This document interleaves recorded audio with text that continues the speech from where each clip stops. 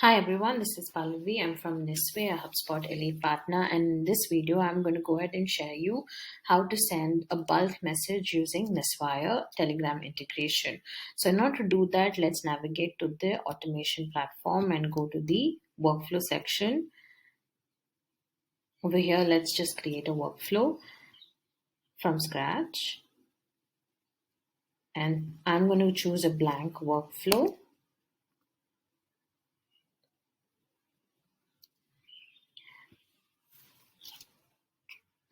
Let's just name the workflow as test. And as a setup trigger, I'm going to use a test list that I created, which has 4 contacts. So let's go ahead and choose the list that I had created. Yeah.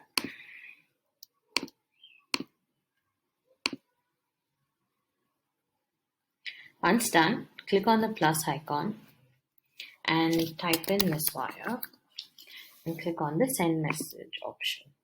Now over here in the message type, you have 2 types of messages that you could send. One is a normal text message and another is a media message where you can share different kinds of file with different formats. So in this video, I'm going to just demonstrate the text message. I have a sample text here. And just save it.